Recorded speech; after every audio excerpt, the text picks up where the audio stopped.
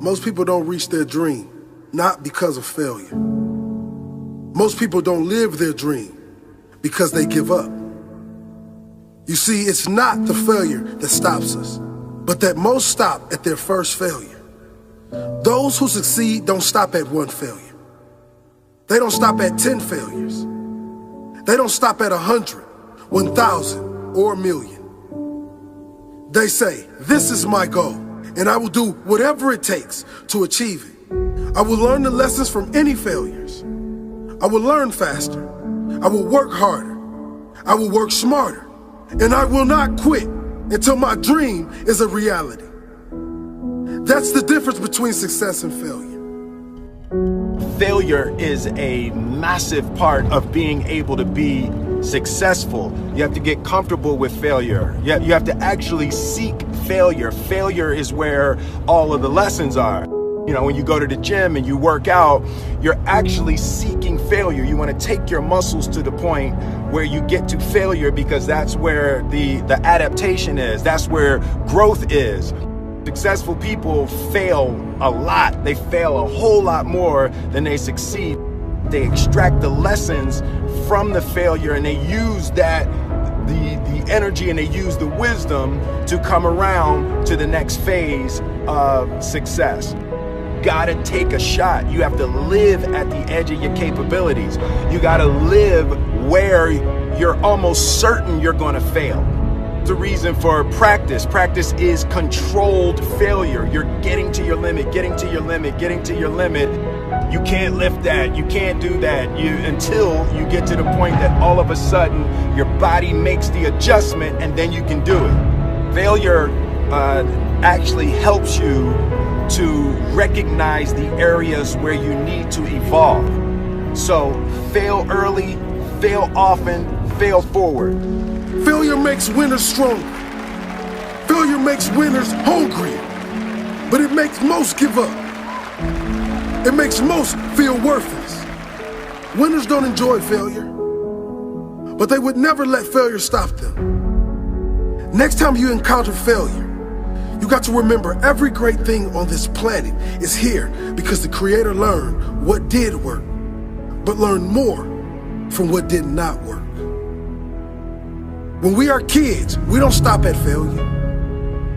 When we first learn to ride a bike, it's failure after failure. We get knocked down time after time, but we get up and push forward until we achieve our goal of riding the bike. But then we get old, and most of us get weak. We are too soft to get back on the bike. We come up with excuses. It must not be for me. No, you just soft. No, you just lazy. Tell yourself the truth. Get back on the bike. Learn why you failed, and make sure you don't fall again. Make sure you are stronger for having the lesson. You know, it's always a little bit frustrating to me when people have a negative relationship with failure. Fail early, fail often, fail forward. You're here right now at this moment because tomorrow you want to be somebody greater than the person you are today. You see yourself succeeding, you have a vision, you have a dream. Congratulations. You're already 10 steps ahead of 95% of the world. Imagine if Michael Jordan was scared of missing. He would have never taken a shot. Imagine if Steve Jobs was afraid of people not liking his product. There would be no iPhone. So ask yourself this. Do you want to be a person who fears failure, or do you want to be a person who loves success? Which one? Because you're going to have to pick today. And I'll tell you one thing. One is a failure, and one is a success. And if you love success, there is nothing that can stop you. All those negative things people say will mean nothing. They're going to talk about how only 1% make it to the top. Big deal. Want to know something else? Only 1% stick with that fitness program long enough to see results. Only 1% of nerds stick with that video game long enough to get good at it. Only 1% of relationships stick it out to the end. That doesn't mean you have a 1% chance. It just means you can't behave like the 99%. You'll have to do something better than giving up a month from now. Those are just numbers. You want to talk about numbers? Take a look around you and take a good look around you. Are you like 99% of the people around you? If you are, then you're in the wrong video, my friend. You have to love success just as much because that's what's gonna allow you to get up and go for it. Being scared to fail won't do anything. In fact, when you love success and you start going for it, guess what happens? You're gonna fail. You're gonna fail 10 times, 100 times, maybe even 1,000 times. But that's okay. Failure isn't permanent. Falling isn't permanent. You get right back up and keep going. And this time, you're gonna be stronger, wiser, and you'll be more driven than ever. And for every 10 failures, you'll land 1 success. You have to love success so much that you're willing to fail 10 times before you can succeed once. That's how a winner does it. I want to explain the biggest myth that most people think leads them to success. And here's the myth. You might believe if you're scared to fail, you won't fail. Lies. Biggest myth ever. And I believed it.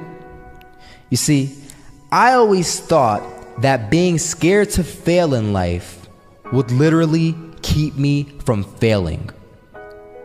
I would look at the losers around me and I would say, shit. You know, a lot of people come up to me and they ask me, Marco, what is it that motivates you most? And to answer their question, I reply back with a question. I say, what if I told you that you had 1 week left to live? Would you regret not pursuing your dreams, passions, and desires? Would you regret not living your life to the fullest? Would you regret not spending as much time with your family, friends, or loved ones?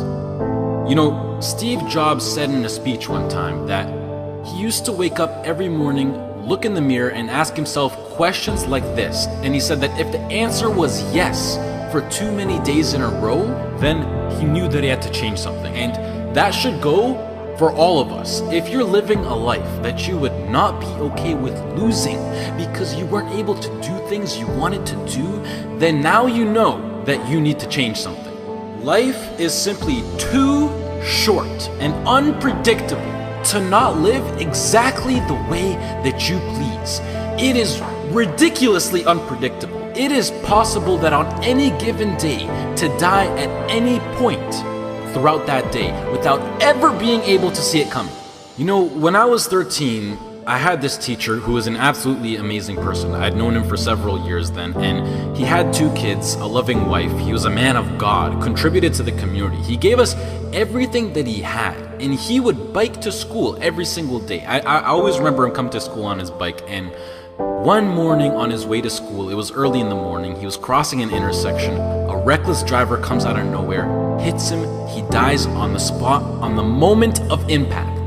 His death taught me so many valuable things in life, and one of them being that it went on to show that no matter how much you don't deserve to die, and no matter how good of a person you are, and no matter what your situation is, no matter anything, it goes to show that death is inevitable and random, and it will eventually consume each and every single one of us, whether it's in 50 years, in 10 years, next year, or even tomorrow. You cannot control it. The people around you cannot control it. As long as you're at the wrong place, at the wrong time, your whole life could disappear in the blink of an eye, along with everything you wished you could have done. Whether you're walking down the street, whether you're stepping into the elevator, whether you're walking down the stairs, whether you're just existing. Listen, you'll see people from nowhere die of a heart attack. Gone. No family history, no symptoms, no causes, nothing. It happens, and that's the cruel life that we live in. And it's something that we cannot control. So what I want to make clear is that regardless of the path that you take in your life, at one point, death will consume you. It doesn't care whether you floss your teeth in the morning, whether you raise a family or not, whether you go on to be rich, poor, a success, a failure, whatever. You are still going to die at one point. It is that simple. And knowing that you're going to die soon should be the biggest motivation to both make the difficult decisions in life and to get your ass out of bed in the morning. So now the question becomes, what is it that you truly have to lose?